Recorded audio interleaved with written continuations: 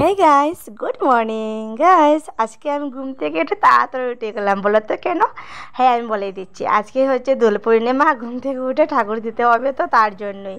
আর school তো যেহেতু বন্ধই আছে, তোমার সবাই জান যে আমার স্কুল এখন বন্ধ। আর এদিকে দেবী পড়তে বসেছিল। দেবী এখন কোথায় গিয়েছে জানলাম না, শিওর। এদিকে দেখো কী ধরনের কুয়াশা পড়েছে, বাই গড। এখন তো কুয়াশা নয়, মানে দেওয়ার তো নয়। আর এদিকে কীরকম কুয়াশা পড়ে আছে। এদিকে আমি স্নান করে এসে গেলাম চটপট করে। মা বললেন যে ঠিক আছে, 10টা পর্যন্ত আছে, একটু আস্তে আস্তেই দিয়ে আস্তে আস্তে মানে ঘরে দিয়ে কিছু হবে না। বলছে ঠিক আছে, তুমি স্নান করে এসো, আমি ঠাকুরের বাসনপত্রগুলো গুছিয়ে নিই। এইদিকে ভাই গিয়ে মানে একটি সিলিন্ডার আনলো। সিলিন্ডার তো শেষ হয়ে গিয়েছিলো, তার জন্যই সিলিন্ডার এনে দিল। আর সিলিন্ডারটা মা ধুয়ে স্নানে চলে গেছেন। আর মা উনি স্নান করছেন, আর আমি এদিকে ঠাকুরের বাসনপত্র গুলে মানে সুন্দর করে ধুয়ে ঠাকুর ঘরটা মুছে নিলাম।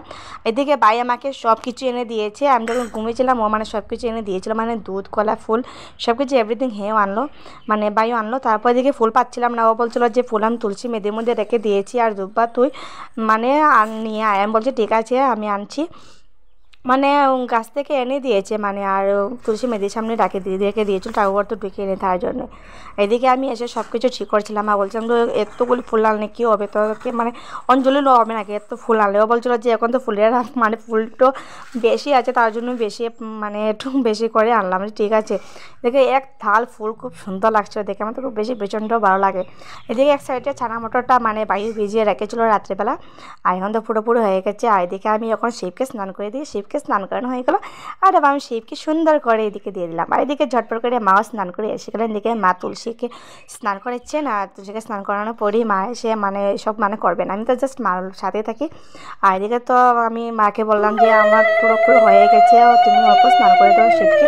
আর আমি শিবকে মানে দুধ ছিল বা দুধ দিতে আমি একদম প্রচণ্ড ভুলে গিয়েছিলাম, মাথার মধ্যে ছিলও না যে দুধ দেবো শিবকে। তাই জন্য মা বলছেন ঠিক আছে, ওখান দিয়ে বলবো, তো উপরে হয়ে যাবে।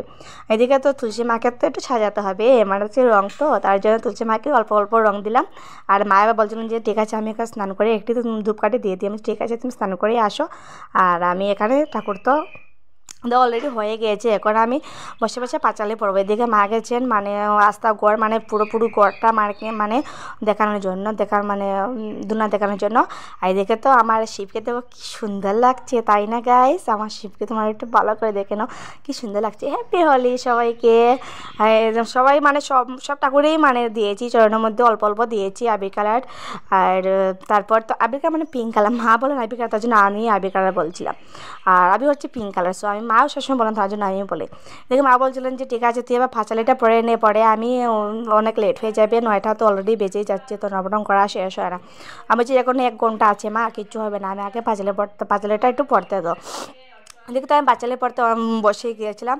আর তারা ভাই বলেছিল এসে যে সিলিন্ডারটা খেয়ে ধুয়েছে। আমি বলছিলাম যে মা ধুয়েছেন, কেন ধুয়েছে না কেউ? না, বাবা বলেছে যে না, আমি আসলাম তো এখন সিলিন্ডার দেওয়ার জন্য, বাট ট্যাঙ্কিটা তো অলরেডি মা ধুয়ে দিয়েছিলাম। আমি বলছি হ্যাঁ ঠিক আছে, মা ধুয়ে দিয়েছিলেন। আর ভাই বলছিল যে এখানে বসে আছে, তো ভাই বলছিল তো শিবকে আজকে অনেক সুন্দর দেখাচ্ছি।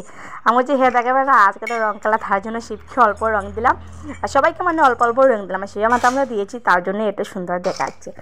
আর তারপরে এদিকে মা প্রসাদ দিচ্ছিলেন, এদিকে দিদাও আসলেন। আর দিদা দিদা এসে বলছিলাম যে ময়না আজকে তাড়াতাড়ি ঘুম থেকে উঠে ঠাকুরও দিয়ে দিয়েছে। আর আমি বলছিলাম হ্যাঁ তুমি এসে গেছো, তো একটু প্রসাদটা খেয়ে নেবে, আর তুমি এখানে বসো, আমি তোমার জন্য প্রসাদটা দিচ্ছি। তাও মা বলছিলেন ঠিক আছে, দিদাকে আগে প্রথমে দিয়ে আয়, তারপর দিদা বলছে ঠিক আছে, দিদাকে দিচ্ছে, প্রথমে তোমাকে আমি একটু রং দিয়ে দিই, মানে মাকে একটু রং দেবো। তারপর মা বলছিলেন যে ঠিক আছে দিয়ে দেবো। তারপর মাকে অল্পখানে রং দিলাম, তারপর মা আমাকে রং দিলেন, আর একটু রং করা হয়ে গেলো। তারপর দেবী তোকে স্নান করিনি, তারপর মা বলছিলেন যে ঠিক আছে তোকে দিয়ে দিই। বাট এখানে দেবী বলছিল, ভাই বলছিল আমাকে দেবে না, তারপরে মা তো মানে খুব জোর করে দিয়েছিলেন। আর এদিকে তো দেবী আবার মাকে দিল, প্রণাম করলো। আমি আগে প্রথম প্রণাম করে নিয়েছিলাম। মায়ের দেখো কী সুন্দর লাগছে, তাই না? আমাকে আমার মায়ের রং করে দিয়ে দিয়েছেন। আচ্ছা গাইস, আমি করে একটা সেলফি উঠিলাম। আর এদিকে আবার দিদা আসলেন, তো দিদাকে প্রসাদটা দিয়ে দিলাম, আর দিদাকেও অল্পখানি রং দিয়ে দিলাম। দিদা বলছিলেন যে অল্পখানি রং দেবো, উনি মানে অনেক লেট করে স্নান করে। আমি বলছি ঠিক আছে, আমি তো স্নান করে নিয়েছি, ঠিক আছে, আজকে তো রং খেলা এরকম হবেই। তারা বলছেন যে তোকে আয়, আমি তোকে একটু দিয়ে দিই। আমি যে না, আমি স্নান করে দিয়েছি, আমাকে দেবে না, বাট উনি ভিড় করে দিয়েছিলেন, মাথা হতে মধ্যে দিয়ে দিয়েছিলেন সাইডে থেকে। আবার দেবী তো স্নান করে নি, দেবীকে দিলে এমন কিছু হবে না, বাট আমি তো স্নান করে নিয়েছি। তারপরে ধরো মা বলেছিলেন যে এটি কিচ্ছু হবে না, আজকে তো রং খেলা, এটা কিচ্ছু হবে না, এরকম হয়। তারপর আমি আমার মিনিকেও একটু দিয়ে দিলাম। আমার মিনি এখানে শুয়ে আছে, সো মিনিকেও দিয়ে দিলাম। আর মিনিকেও বললাম যে হ্যাপি হোলি মিনি, তারপর তো রঙটা মানে একটু ছুটিয়ে মানে একটু একটু একটু ছুটিয়ে রয়ে গেছে গালের মধ্যে। তারপর মা বললেন যে মানে আমরা এখানে তো ঠাকুরে আমি ছিলাম, তারপর আমি আসলাম রান্না করতে। বাট আমি এসে দেখলাম যে অলরেডি মা মানে বসে দিয়েছিলেন, এখানে ডাল বসাচ্ছিলাম।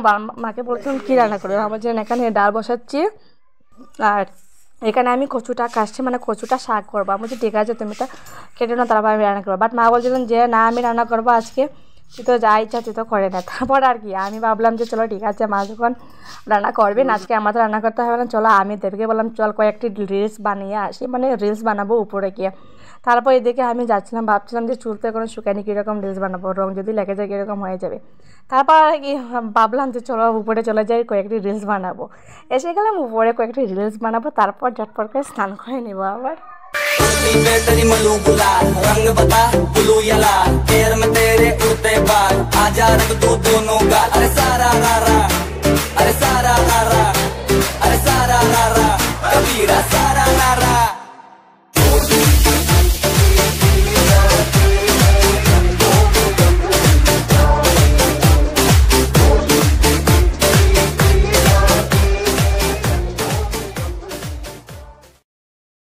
আমি হোলি খেলে নিলাম। আমি আমার দেবী রিলস বানানোর জন্য উপরে গেছিলাম, বাইরে রিলটা বানানো হয়নি, জাস্ট পুরো বুতু হয়ে গিয়েছিলাম।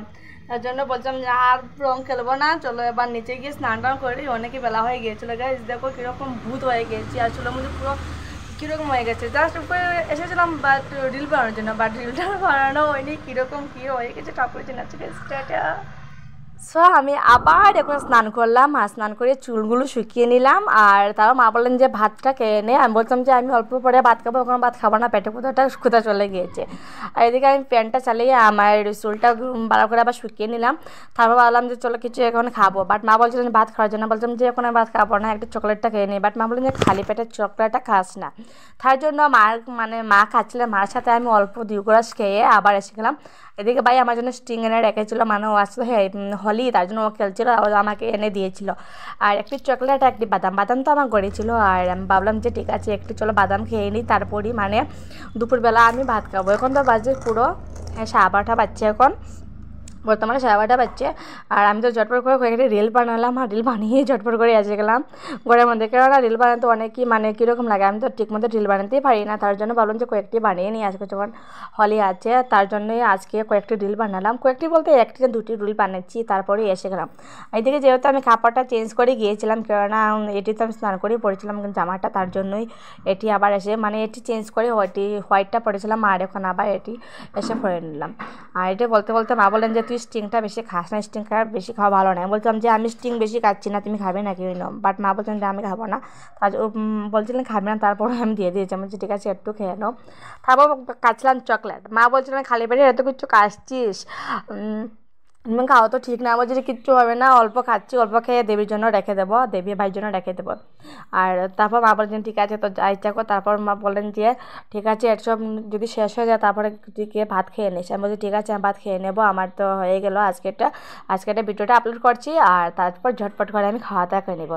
আচ্ছা গাইস আজকের ভিডিওটি কতটুকু রয়ে গেলো, আর সবাইকে জানাই হ্যাপি হোলি গাইস, সবাই সুখে থাকো এবং ভালো থাকো, সবাইকে অভিনন্দন শুভেচ্ছা। আচ্ছা গাইস আজকের ভিডিওটি অতটুকু রয়ে গেলো, তোমরা সবাই ভালো থেকো এবং সুখে থাকো। আর আজকে তো আমার খাওয়া দাওয়া খুবই ভালো হচ্ছে, স্টিং খেলাম, বাদাম খেলাম এবং চকলেট খাচ্ছি। আজকে ভিডিও টাটা গাইস, সবাই সুখে থাকো, আমার চ্যানেলটাকে সাবস্ক্রাইব করে